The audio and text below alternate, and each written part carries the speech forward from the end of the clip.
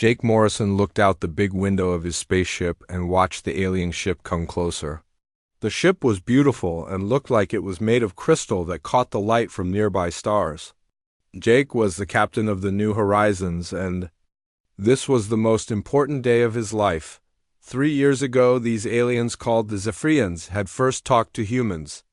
They came to Earth when everything was peaceful. There were no big wars happening. People were busy taking care of animals and making parks to protect nature. The aliens watched humans for many months before they said hello. The Zephyrians were tall and thin and looked like they were made of living glass. They could change colors when they talked, and their voices sounded like wind chimes.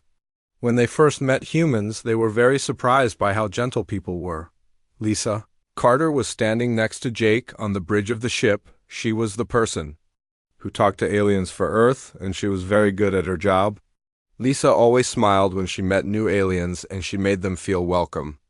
The Zephyrians loved her because she was so kind and peaceful. The alien ship connected to the New Horizons, and Ambassador Zekton came aboard with 2 other Zephyrians. Their crystal bodies made soft ringing sounds as they walked.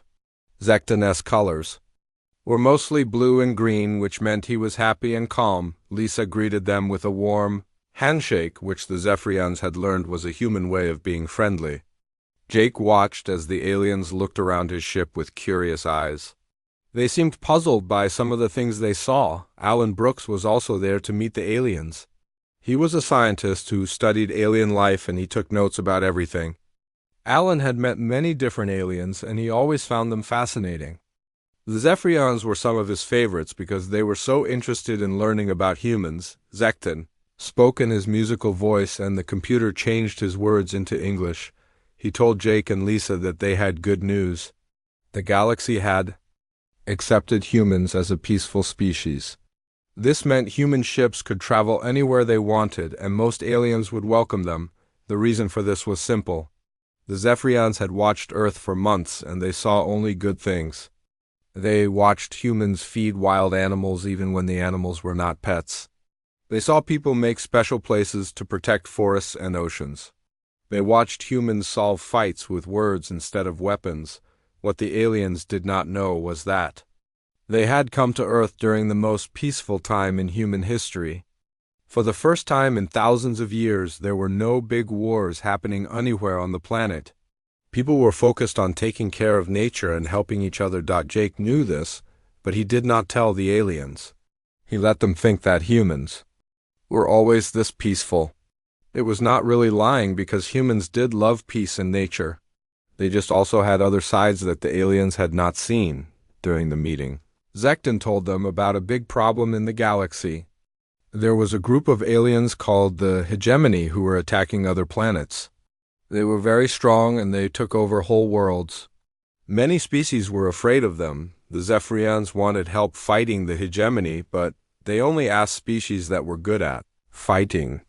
Since they thought humans were too gentle and peaceful, they did not even think to ask for help. They wanted to protect humans from the dangerous galaxy. Zekton showed them pictures of the Hegemony ships. They were big and dark and covered with weapons. The aliens who flew them were reptiles with scales and sharp teeth. They looked very scary and mean. Lisa nodded and looked worried when she saw the pictures. She told Zekton that humans hoped the peaceful species would be safe. She said humans would pray for them and send medical supplies if needed. This made the Zephyrians very happy because it showed how caring humans were. Alan asked about the weapons on the New Horizons and why the aliens seemed confused by them. Zekton explained that the weapons seemed too big for a peaceful species. Jake quickly said they were for moving asteroids and protecting the ship from space rocks. This was not completely untrue, but it was not the whole truth either. The Zephyrians accepted this explanation because it made sense. Peaceful species would need to protect themselves from space dangers, but would not need big weapons for fighting. They made notes that humans were very smart about safety. After several hours, the meeting ended and the aliens went back to their ship. Lisa smiled and waved goodbye as their crystal ship flew away. When they were gone, Jake felt both happy and worried. Ron Phillips was the chief engineer on the New Horizons, and he had been quiet during the meeting. After the aliens left, he walked up to Jake and Lisa. Ron was an older man who had worked on spaceships for many years, and he understood them very well. Ron looked at Jake and said quietly that the aliens had no idea what humans were really capable of. Jake nodded because this was true.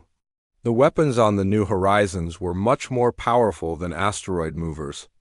Every human ship had real weapons, even if they called them other names. Lisa agreed, but she also looked concerned. She knew that the peaceful reputation was helping humans explore the galaxy safely. Alien species welcomed human ships because they thought humans were harmless. This let human explorers go places that might be dangerous for other species. Jake thought about Earth and all the people there.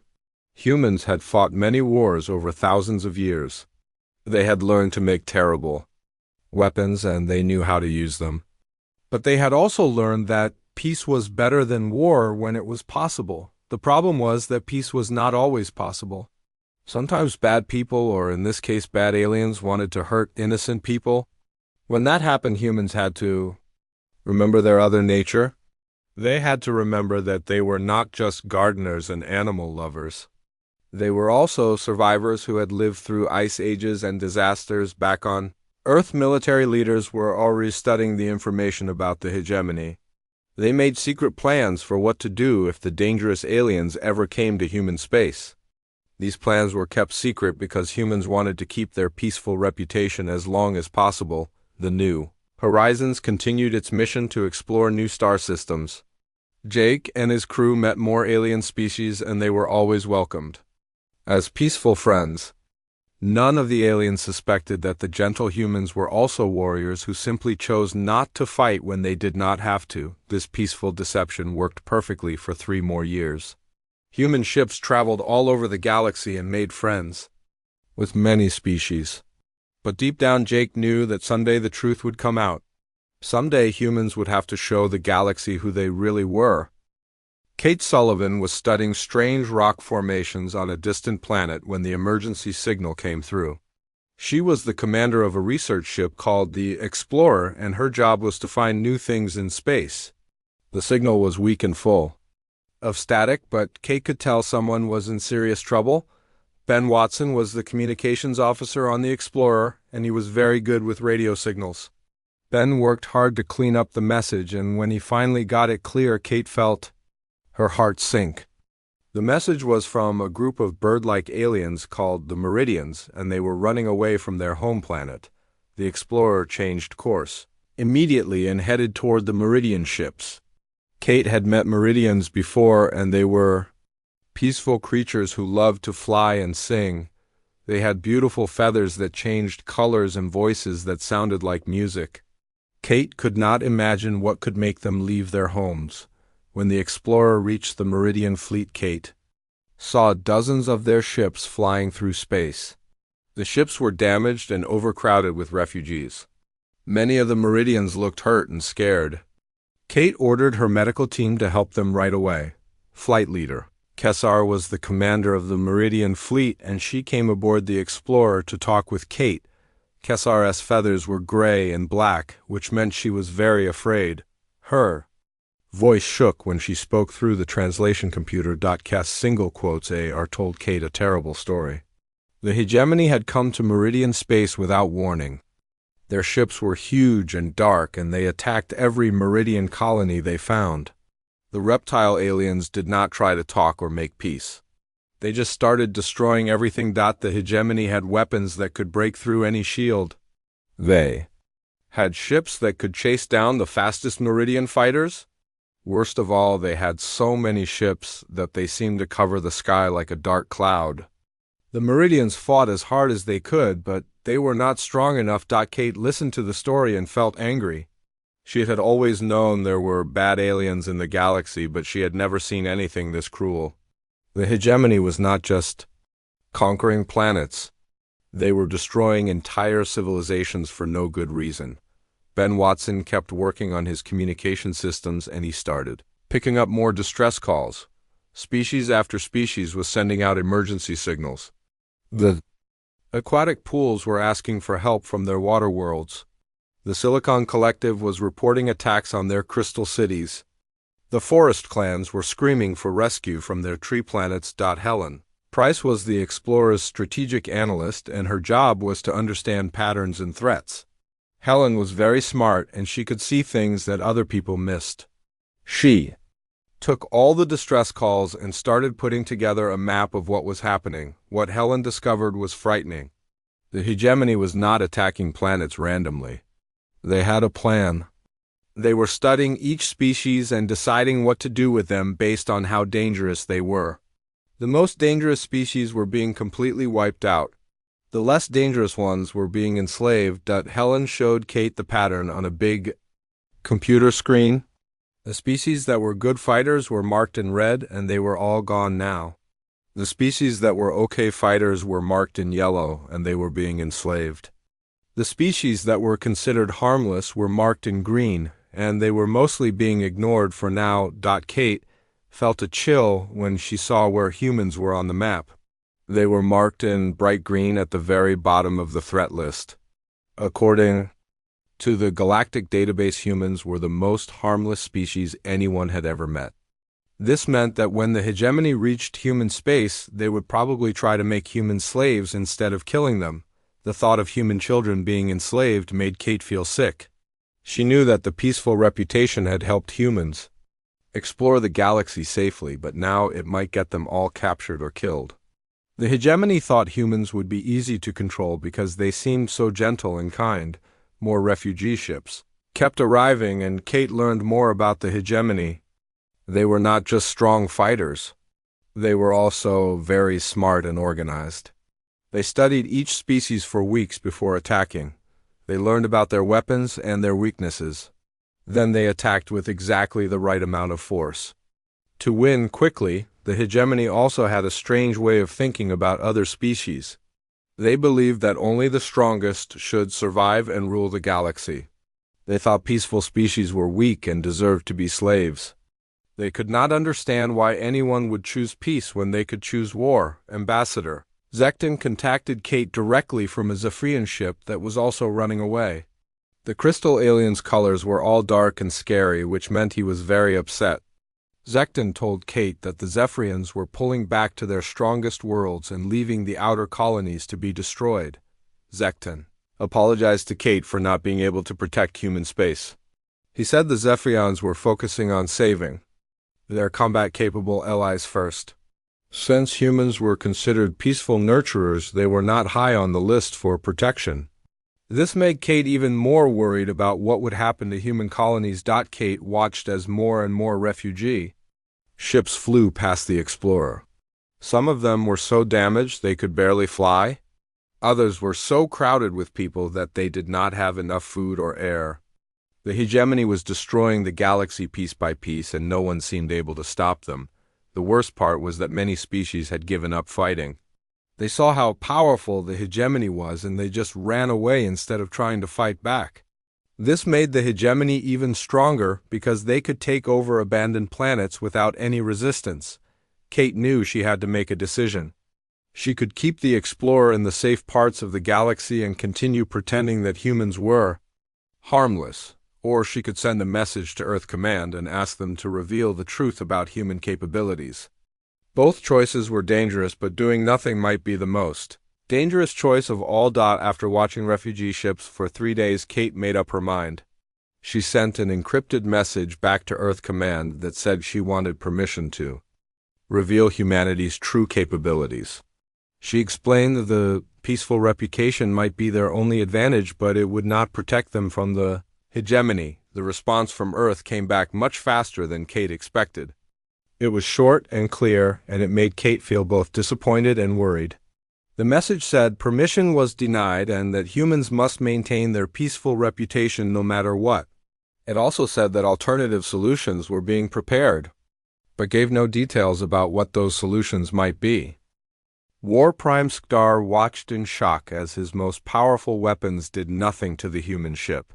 The massive energy beams that could destroy entire cities had been absorbed like they were nothing more than flashlight beams.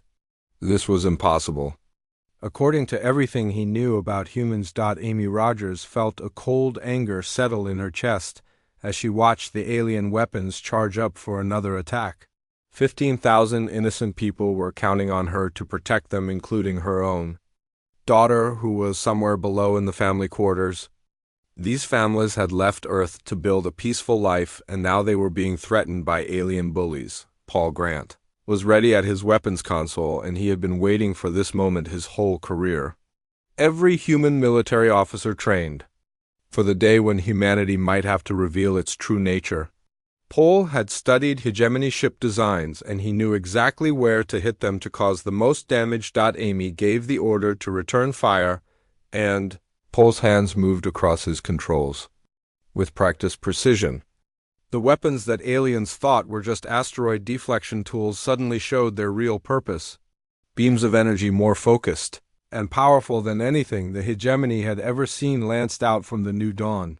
The human weapons hit the hegemony warship with surgical precision. Paul targeted the alien weapon systems first and then moved on to their engines and shield generators. Within minutes, the mighty warship that had terrorized dozens of species was floating helpless in space, with its weapons destroyed and its life support systems failing. HFY Story's communications came through filled with static and disbelief. His voice shook as he demanded to know how this was possible. He said the galactic database clearly showed humans as non-combatant peaceful nurturers, who posed no threat to anyone in the galaxy. Amy's response was broadcast on all frequencies, so that every ship in the sector would hear it clearly, she told HFY Story that the galactic database was completely wrong about humans. She explained that humans had been fighting wars for thousands of years but had simply chosen peace whenever it was possible.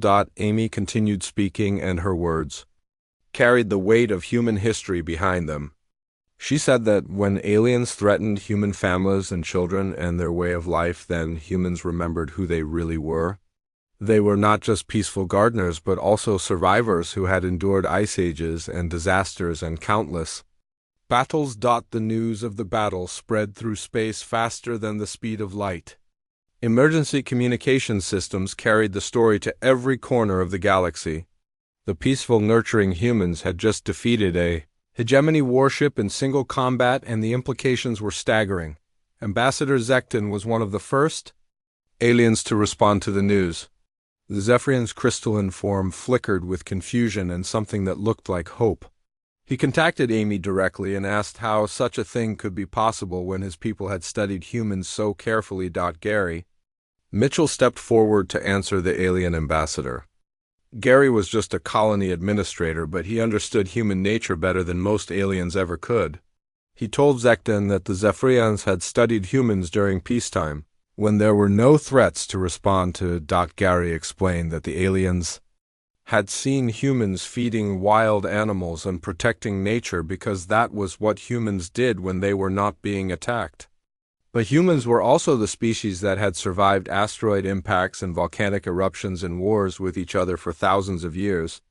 They were both gardeners and warriors depending on what the situation required. Within hours, human ships across the galaxy started receiving new orders from Earth Command. The peaceful masquerade was officially over, and all ships were authorized to reveal their full defensive and offensive capabilities as needed.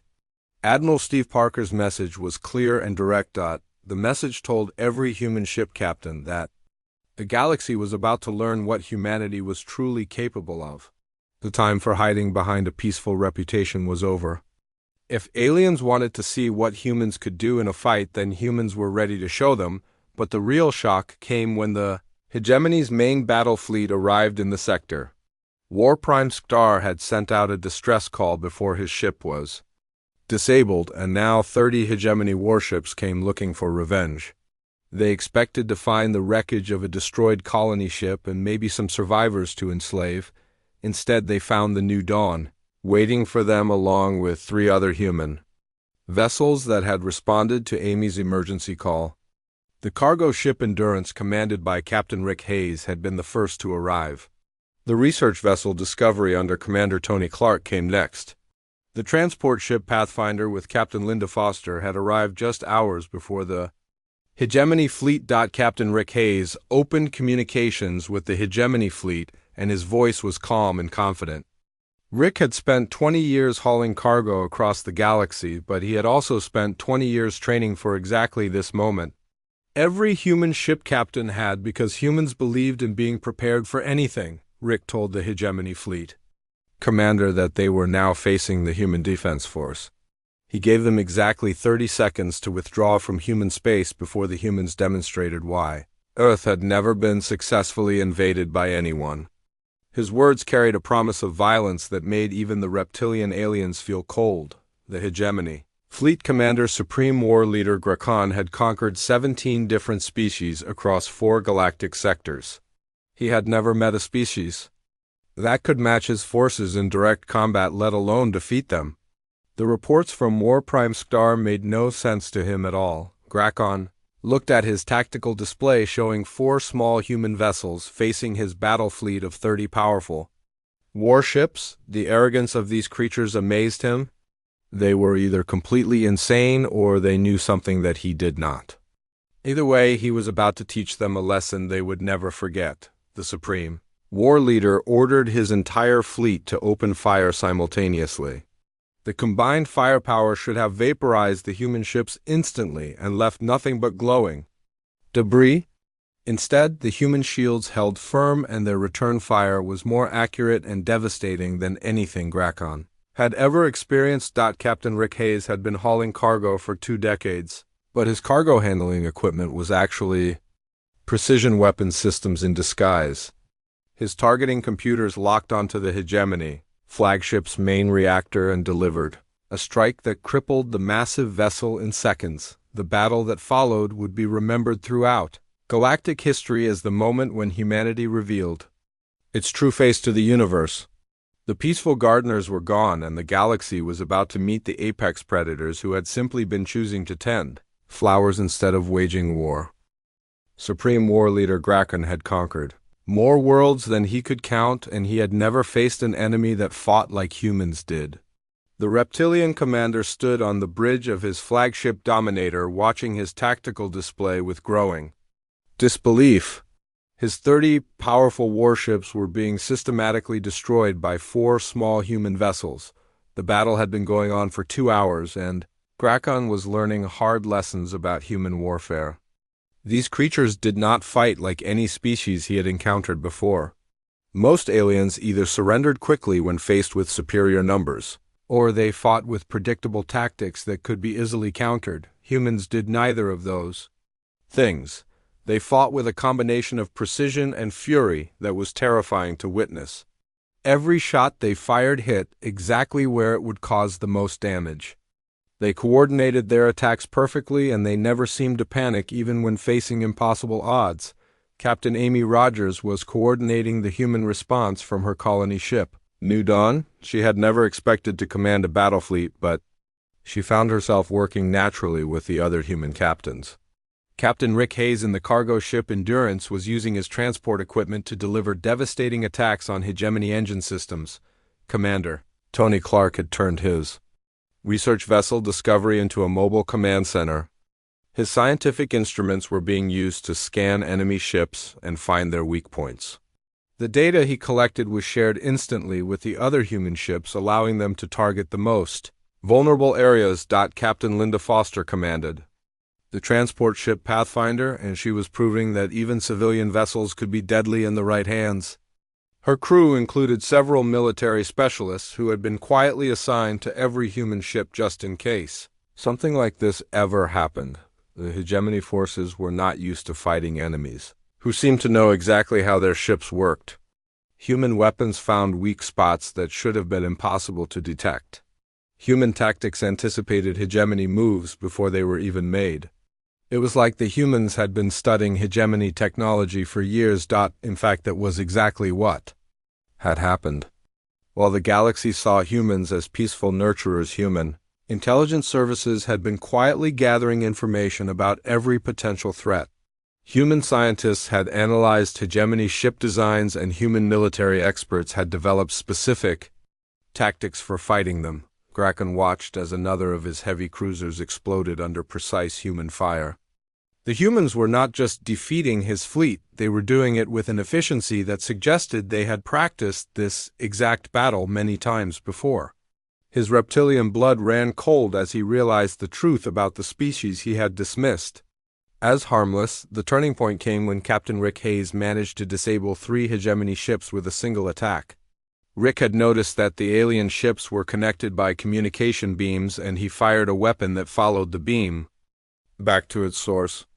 The resulting chain reaction took out an entire squadron of enemy vessels. Supreme War Leader Grakon found himself aboard a crippled ship facing a communication from the species he had thought were easy prey. Admiral Steve Parker appeared on his screen, and the human military leader looked calm and confident despite being thousands of light years away from the battle. Admiral Parker's message was broadcast to every surviving hegemony vessel, and his words carried the authority of an entire species that had just revealed its true nature. He told Grakon that the hegemony had made a critical error by attacking human civilians and threatening human families and children. The Admiral continued speaking, and his voice carried the weight of human history behind it. He explained that humans were a species that had domesticated wolves and survived extinction-level events and turned warfare into a precise science. They chose peace because they understood the true cost of conflict better than most species. Admiral Parker made it clear that when peace was no longer possible, humans remembered exactly what they were capable of doing to their enemies. The galaxy had been sharing space with apex predators who simply preferred gardening to warfare. Now those predators were showing their teeth. The surviving hegemony ships began withdrawing from the battle zone as their commanders realized they were facing an enemy they could not defeat. Grakon's flagship was too damaged to move, but other ships in his fleet were still functional enough to retreat. They fled toward hegemony space, carrying news that would shake their entire civilization. News of humanity's victory spread throughout the galaxy within days. Species that had dismissed humans as harmless nurturers suddenly realized they had been completely wrong about these strange bipedal creatures. The peaceful gardeners were actually sleeping giants who had simply chosen not to fight. The Zephyrians were among the first aliens to request formal military alliance with humanity. Ambassador Zectinus Crystalline form pulsed with colors that humans had never seen before as he apologized for underestimating human capabilities. He said his people would be honored to fight alongside humanity against the hegemony threat. Other species quickly followed the Zephyrian example. The aquatic pools sent diplomatic envoys from their water worlds. The Silicon Collective transmitted formal alliance requests from their crystal cities. Even species that had never contacted humans before were suddenly very interested in becoming friends with Earth. Captain Amy Rogers found herself promoted to Admiral for her role in revealing humanity's true nature to the galaxy. She accepted alliance offers on behalf of Earth, but her words carried a warning that echoed across known space. Humanity would fight alongside any species that sought peace, but everyone needed to understand that humans were no longer hiding what they were. The impact of the revelation went far beyond military matters. Trade agreements that had been impossible before were suddenly being offered by dozens of species. Alien governments that had ignored human diplomatic requests were now eager to negotiate. The galaxy's power structure had shifted overnight. The hegemony's expansion stopped completely for the first time in their history. They had encountered a species that could not only match them in battle, but actually exceed their capabilities. Their military leaders were forced to completely reconsider their strategy for galactic conquest. Most importantly, the revelation changed how other species viewed the concept of peace itself. They had always seen peaceful behavior as a sign of weakness, but humans had proven that peace could be a choice made from a position of strength. The most dangerous species in the galaxy had been choosing not to fight. Amy Rogers stood on the bridge of her ship, looking out at the stars and thinking about what had changed. The galaxy would never again see humans as harmless creatures to be protected or ignored. They had revealed themselves as guardians who would fight fiercely to protect not just their own people, but any species that chose peace over conquest. In the end, humanity's greatest victory was not just defeating their enemies, but ensuring that peace remained possible for everyone else who wanted it. The massive doors of the Galactic Council chambers slid open with a soft hiss as Admiral Jake Morrison stepped inside. Behind him walked Lisa Grant, the human diplomat who had spent 3 years trying to make peace with species that seemed determined to find fault with everything humanity did. Colonel Ben Carter brought up the rear, his military bearing sharp even in the formal dress uniform required for council sessions. The chamber was enormous, built to accommodate representatives from 47 different species across the galaxy. Some breathed different atmospheres and sat in sealed booths, while others towered above the standard seating arrangements. The humans had been given seats near the back, a subtle reminder of their status as the newest and least welcome members of the galactic community. Jake looked around the familiar chamber and felt the weight of the moment. This was it. 3 years of negotiations, compromises, and diplomatic dancing had led to this final meeting. Either humanity would find a way to remain part of the galactic community, or they would be forced to make a choice that would change everything. Ambassador Krextal of the Vorthan Empire was already speaking when the humans took their seats. The tall, angular alien gestured with 4 arms as he addressed the assembly in the clicking, whistling language of his people. The universal translator in Jake's earpiece turned his words into crisp English. The humans continued to expand beyond their assigned territories, Krextal was saying. They established new colonies without proper authorization and refused to share their military technologies with the peacekeeping forces. This behavior threatens the stability that has kept our galaxy peaceful for over 2 centuries. Jake kept his face neutral, though inside he felt the familiar anger rising. The Vorthans had been the most vocal critics of humanity since the day humans had first made contact with galactic civilization. Every human expansion, every new colony, every technological advance was seen as a threat by the Vorthan Empire. Speaker Zephyos of the Artharian Collective rose next. The insect-like being's compound eyes glittered in the chamber's artificial light as he spoke in the buzzing tones of his species. The Artharian Collective has prepared a comprehensive solution to the human problem, Zephyos announced. The Frontier Accords will establish clear boundaries for human expansion while ensuring that their advanced technologies serve the greater good of galactic peace. Lisa leaned over to whisper in Jake's ear. "Here it comes," she said quietly. "Everything we've been fighting against for 3 years." A holographic display materialized in the center of the chamber, showing a 3-dimensional map of human space. Red lines appeared around a small cluster of systems, forming a tight boundary that enclosed only 12 of humanity's 43 established colonies. Under the Frontier Accords, Zephyos continued, humanity will be restricted to these 12 core systems. All outer colonies must be abandoned within 1 standard year. Additionally, all human military vessels larger than frigate class must be surrendered to Council peacekeeping forces, and all advanced weapons technology must be shared with the galactic community. The chamber buzzed with approval from many of the assembled representatives. Jake watched as species after species nodded their agreement with the proposed restrictions. Some looked genuinely concerned about galactic peace, while others seemed pleased at the prospect of getting their hands on human technology without having to pay for it. The restrictions weren't just about territory or weapons, Jake realized. They were about breaking humanity's spirit, forcing them to accept their place as junior partners in a galaxy that had been running its affairs for millennia. Before humans had even discovered fire, Representative Velmuth of the Telleran Assembly stood to speak next. The Tellerans had been among humanity's few allies in the Council, and Jake hoped for some support. The Telleran Assembly recognizes the concerns raised about human expansion, Velmuth said in his people's musical language. However, we must also acknowledge the significant contributions humanity has made to galactic civilization. Their innovations in fusion technology, quantum computing, and interstellar logistics have benefited all our worlds.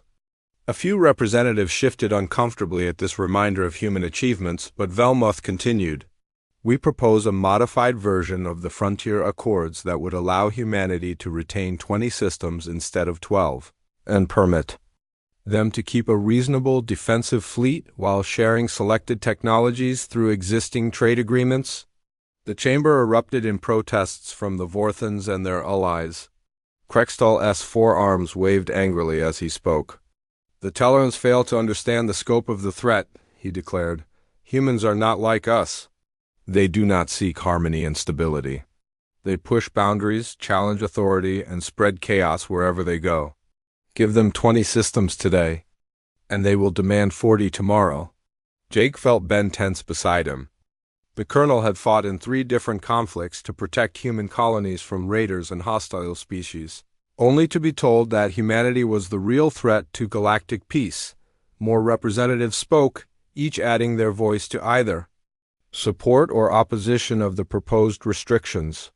The pattern was clear. The older, more established species wanted humanity contained, while the younger civilizations seemed more willing to compromise. Finally, after 2 hours of debate, Council Speaker Morduk called for the human response. The ancient Tarian's voice carried the weight of centuries as he addressed Jake directly. Admiral Morrison, you have heard the concerns of the galactic community and the proposed solutions. The Council requires humanity's formal response to the Frontier Accords. Jake stood slowly, feeling the eyes of hundreds of beings from across the galaxy focused on him. He had prepared for this moment, had written and rewritten his speech dozens of times.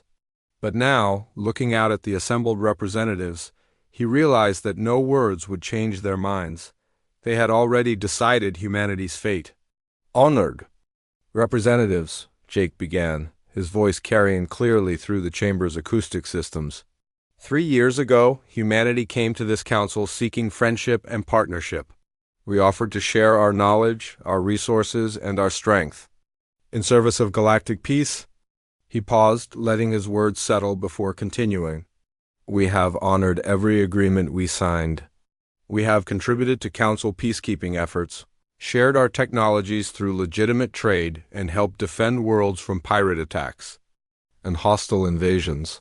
We have proven our commitment to galactic stability time and time again. Murmurs rippled through the chamber as some representatives nodded in acknowledgement of human contributions. But today, instead of partnership, you offer us subjugation. Instead of friendship, you demand surrender. You ask us to abandon our people on 31 worlds, to give up the ships that protect our colonies, and to hand over the technologies we developed through our own hard work and sacrifice. Jake's voice grew stronger as he spoke, and he could see some of the representatives shifting uncomfortably in their seats. You call us aggressive for defending ourselves. You call us expansionist for establishing new homes for our growing population.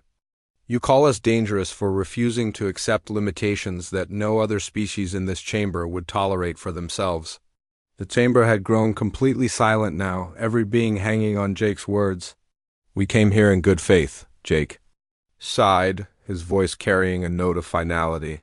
We offered friendship, trade, and mutual cooperation. Instead, you offer us chains. He reached down and picked up his datapad, then nodded to Lisa and Ben. Both rose from their seats. The talks are over, Jake announced. Humanity withdraws from the Galactic Council, effective immediately.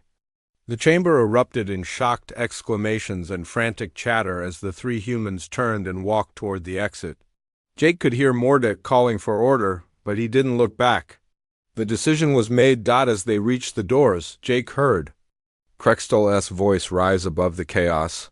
You cannot simply leave, the Vorthan ambassador shouted. The galaxy will not tolerate human expansion without council oversight. Jake paused at the threshold and turned back one final time. The galaxy is about to learn what it's like to exist without humanity, he said quietly. I hope you're prepared for the lesson. Then the doors closed behind them, and the age of human cooperation with the Galactic Council came to an end.